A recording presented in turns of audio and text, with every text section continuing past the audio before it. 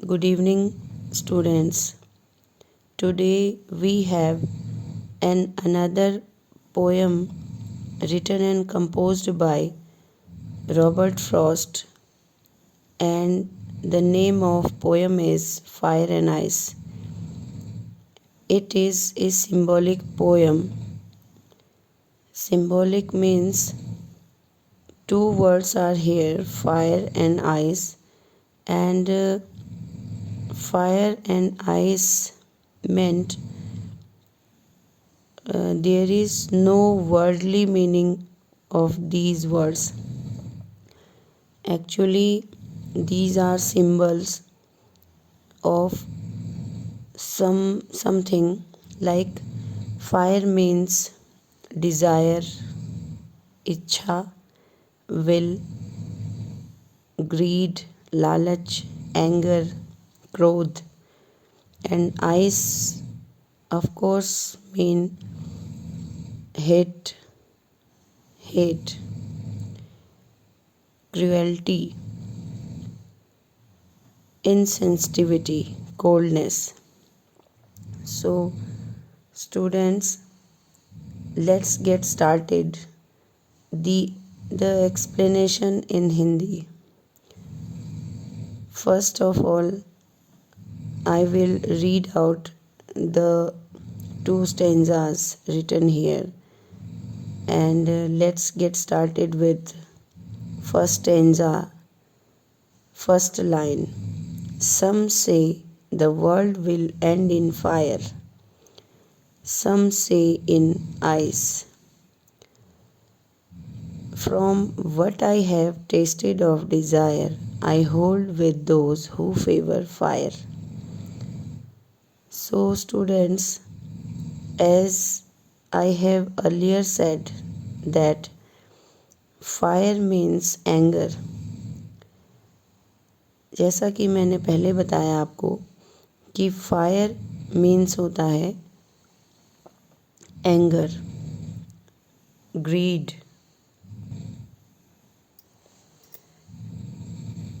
Fire means होता है anger और आइस मीन्स होता है हेट, नफ़रत।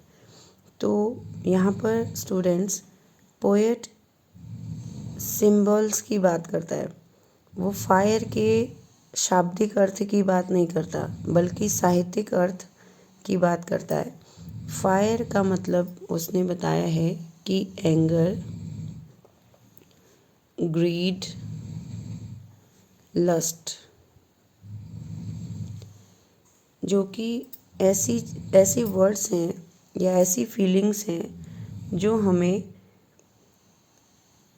फायर बना देती हैं, यानी भर देती है गुस्से से, क्रोध से। तो और आइस का मतलब उन्होंने बताया है हेट एंड इनसेंसिटिविटी। तो स्टूडेंट्स, अब हम पोएम स्टार्ट करते हैं। तो जैसा कि यहाँ पर फायर और आइस दोनों के ही मीनिंग पता चल गए हमें, तो पोएट कहते हैं सम से the world will and in fire. Poet क्योंकि एक सिंबॉलिक पोएट है रॉबर्ट फ्रॉस्ट और बहुत दूरदर्शी है, तो जितना वो समाज को समझ पाया है उसने समाज में, सोसाइटी में एंगर, ग्रीड और लस्ट या हेट को, इनसेंसिटिविटी, क्रुएल्टी देखी है। तो इसलिए उसने ये कुछ लाइंस लिखी हैं। तो सम से the world will and in fire. कुछ लोगों का मानना है कि संसार खत्म होगा फायर की वजह से, मीन्स एंगर, ग्रीड और लस्ट की वजह से। सम से इन आइस, और वो कहता है कि कुछ लोगों का मानना है कि संसार खत्म हेट की वजह से होगा। जब लोग आपस में हेट करेंगे, इनसेंसिटिविटी होगी लोगों में, एक दूसरे के प्रति असंवेदनशीलता होगी, तो इससे संसार खत्म हो जाएगा। आपस में लोग बैर भाव एनिमिटी के साथ जिएंगे। From what I have tested of desire, जितना मुझे समझ में आया है या मैं इच्छा के जैसे वो, क्योंकि ज़्यादातर दिखाई देती है कि लोग जो हैं गुस्सैल होते हैं, ग्रीडी होते हैं, लस्ट से भरे हुए होते हैं। तो इसलिए पोएट कहता है कि जितना मेरी समझ में आया है या मैं समझ पाया हूँ अपनी इच्छा के अनुरूप, I hold with those who favour fire, मैं उनको फेवर करूँगा जो फायर के साथ है। यानी जो लोग कहते हैं कि फायर की वजह से संसार खत्म होगा, मैं उन्हें फेवर करता हूँ।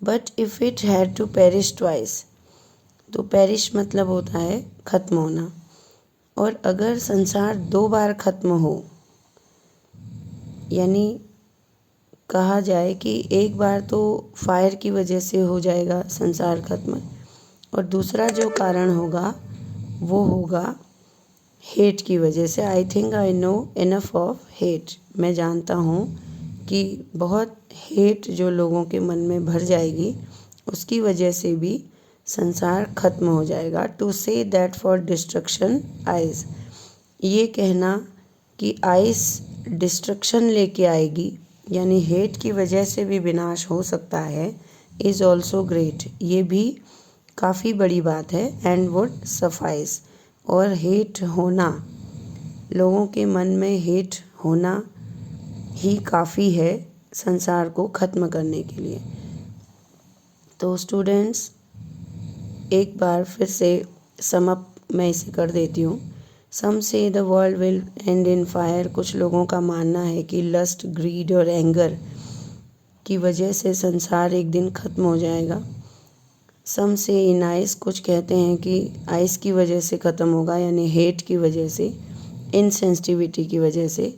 From what I have tested of desire, जहाँ तक मुझे समझ आई है बातें या मैंने अपनी इच्छाओं के अनुरूप मैं जान पाया हूँ, I hold with those who favour fire, मैं उनके साथ उनको फेवर करूँगा या उनके पक्ष में बोलूँगा जो फायर को फेवर करते हैं, जो फायर की वजह से संसार खत्म होगा, ऐसा कहते हैं। But if it had to perish twice, लेकिन अगर संसार एक बार और कोई दूसरा अगर कारण है संसार को ख़त्म होने का, I think I know enough of hate, मुझे लगता है या मैं जानता हूँ कि हेट बहुत काफ़ी है संसार को ख़त्म करने के लिए। To say that for destruction ice, ice भी डिस्ट्रक्शन के लिए, संसार के डिस्ट्रक्शन विनाश के लिए इनफ है। इज़ ऑल्सो ग्रेट, ये एक बड़ी बात है। एंड वुड सफाइस, और आइस यानी हेट यानी इंसेंसिटिविटी की वजह से संसार खत्म होगा, ये पर्याप्त, इतना कहना पर्याप्त है। तो अब स्टूडेंट्स हम इसमें देखते हैं कि हमारा जो राइमिंग स्कीम है वो क्या है, पोएट ने कौन सी राइमिंग स्कीम को यूज किया है। तो जैसा कि हम इस फर्स्ट लाइन की लास्ट वर्ड को देखते हैं कि इसको पहले हम एक नाम देंगे ए, इसका जो साउंड है वो कौन सी लाइन में मैच कर रहा है। तो यहाँ पर एक सेकेंड लाइन का लास्ट वर्ड से बिल्कुल साउंड मैच नहीं कर रहा है, तो इसे हम बी दे देते हैं। तो तीसरी लाइन का, थर्ड लाइन का लास्ट वर्ड ए से मैच कर रहा है, तो इसको हम ए बोलेंगे, क्योंकि ये फर्स्ट लाइन का लास्ट वर्ड और थर्ड लाइन का लास्ट वर्ड सेम साउंड कर रहे हैं, तो इसलिए हम इनको ए देंगे। और सेकेंड लाइन का लास्ट वर्ड और हाँ, सेकंड का जो लास्ट वर्ड है वो फिर किसी से भी सेम साउंड नहीं दे रहा है, तो हम फोर्थ लाइन में भी फायर को भी हम ए ही देंगे। तो यहाँ देखिए फिफ्थ लाइन का लास्ट वर्ड और सेकंड लाइन का लास्ट वर्ड सेम साउंड कर रहे हैं, इसलिए ये बी होगा। और उसके बाद इसे हम सी दे देते हैं, ये अगेन बी होगा।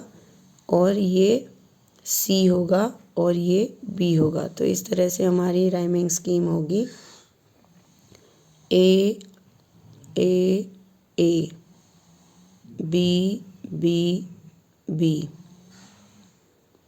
ए